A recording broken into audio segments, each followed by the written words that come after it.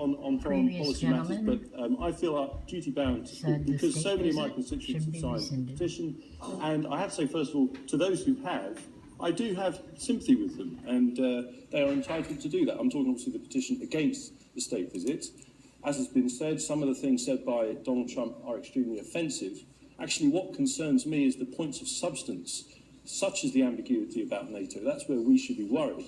But it seems to me that what we are debating here is about UK foreign policy. And to me, foreign policy for this country is best served by following the national interest, not through gestures or knee-jerk reactions, through calm, effective diplomacy in the old-fashioned way, often behind the scenes, and through working towards a long-term strategy, rather than something which frankly is redundant of student politics and would be a gesture that would get us nowhere. In my view, we need to focus on the strategic point. There's two parts to that. The first is the recognition that we need to be as close to this administration as possible. If we have concerns, and honourable members clearly have concerns about President Trump, we should be in there trying to shape the administration rather than rescinding an offer that was sent and accepted in good faith. The second point on strategy is to understand who wins if we rescind that offer. We will gain nothing from it if we withdraw that offer. I'll tell you who will win. There's one man who will win, and that's Vladimir Putin. There will be smiles all around in the Kremlin if we follow this petition, because the one thing they want in the Kremlin above all else is to divide the West. They want the UK and the US to be divided. They do not want a strong transatlantic partnership. That's not just in our interest, that is in the global interest, and we would be crackers to do so. Indeed, having said all that, I would offer a state visit to Vladimir Putin, as was done by Tony Blair.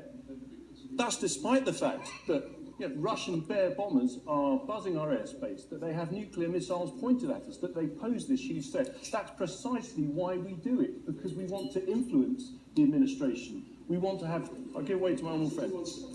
To influence the administration is quite right. Was he not buoyed up that Donald Trump has taken quite the opposite position to Obama, who came here during our referendum and told us that we'd be at the back of a queue for a trade deal, tried to influence our referendum, and yet Donald Trump has said that he wants to see us at the front of a trade deal? Well, of course, the referendum is done and dusted, and we have some interesting days ahead in the other place about that. I would simply say, I think when President Obama spoke on it, I have to say, as someone who campaigned to Remain, it was a gift to the Leave campaign, to be quite frank. But we're talking about the issue today, which is Donald Trump. And as I said, I would invite Vladimir Putin for a state visit, because for me, they can say offensive things. They can represent terrible values. Russia is not a serious democracy. It has a terrible human rights record. But our foreign policy is about the national interest of the United Kingdom. And that means being as strong as possible, but having as much influence on those countries who are the major players in the globe. And so I simply conclude by saying, Mr. Walker, that we should serve this country best by sticking to an invitation we've made, instead of making ourselves a laughing stock to the countries that matter.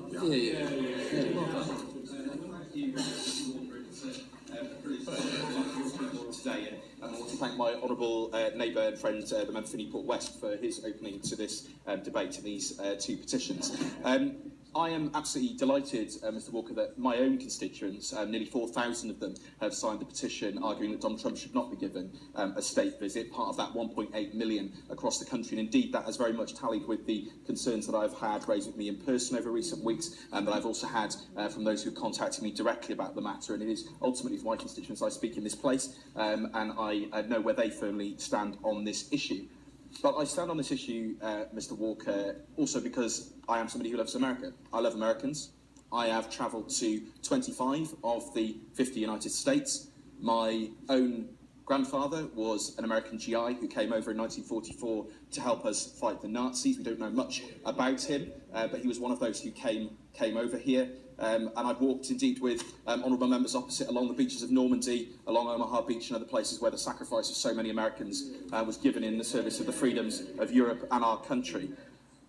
I believe that we should have contact with any American administration, much as I disagreed fundamentally with the policies and actions of President George W. Bush. I was deeply disappointed that that turned for many into a wider strand of anti-Americanism and some way anger towards America as a place and as a people, when actually America at its greatest is a place that espouses the very best of liberty, of equality, of an optimistic government, of one that allows all people to have their freedom, whether that is in the press, whether that is in the courts, whether that is in the exercise of democracy at state or local or indeed federal level. And it is for that reason, Mr. Walker, that I feel deeply concerned and deeply frightened when I see the very principles on which the Constitution was developed by the Founding Fathers being put under question by a president. And indeed he has done so in recent days with attacks on the press, attacks on the judiciary, attacks on the religious freedoms, attacks on those other parts of government that choose to disagree with him. And it's for that that I am most worried and most fearful.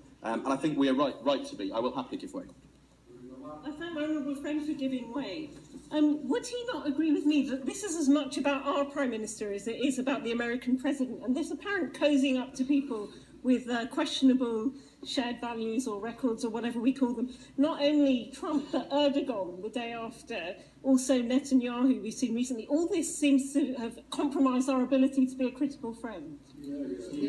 Well, it is not an easy job to be Prime Minister, and it's not an easy job to deal with governments. The very nature and difficulties of diplomacy mean that often we have to have contact for other wider national and global interests with people that we might fundamentally disagree with. But herein lies the fundamental point here, Mr. Walker. This is not about whether Donald Trump should be banned from coming to this country or whether or not our government should not have contact with him. Indeed, it's absolutely right that the Prime Minister should meet with the President to discuss matters of mutual interest.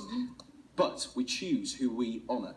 We choose the way in which we honour. We choose the way in which we decide to negotiate. I noticed the comments made by the honourable member, the former leader of the SNP. We choose how we choose to engage on those issues. I think Prime Minister Trudeau has shown a very, very different way of dealing with President Trump, where he has been able to maintain his integrity whilst retaining that contact. I will give way in a moment, but if I can just make a little more progress. And for me, that is a fundamental issue here at stake.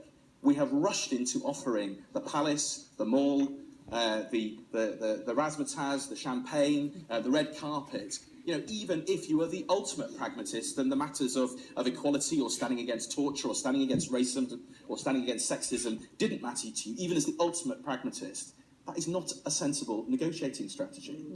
Giving it all up in week one, on a plate, without any questions asked. How can that make sense to anybody, even those who argue that we should be having a strong relationship with the United States? I'm happy to give way. I thank my honourable friend for giving way, but one of the most important things here was certainly when President Obama was invited here, he was the first Afro-American president. People shouldn't forget that. And Obama stood for something totally different. Donald Trump doesn't seem to share our values so far. So we should have waited at least 2 years to see how his presidency pans out before we come to these judgments. Well, indeed, and it's why I have spoken out so strongly on the issue, for example, of using Westminster Hall and the Palace of Westminster, particularly Westminster Hall, given that it is the place where President Mandela addressed us, where President Obama addressed us, where Pope Benedict came, where Churchill lay in state. I think that is a rare and special honour, and I'm absolutely delighted that it is the most signed EDM at the moment in this session of Parliament, and the support that has come from all parts of the House for that. But I wish to make a brief point, Mr. Walker, about the wider issue of state visits. State visits, I think we need to look at, again, many people have rightly pointed out who we have offered state visits to in the past and whether that was right.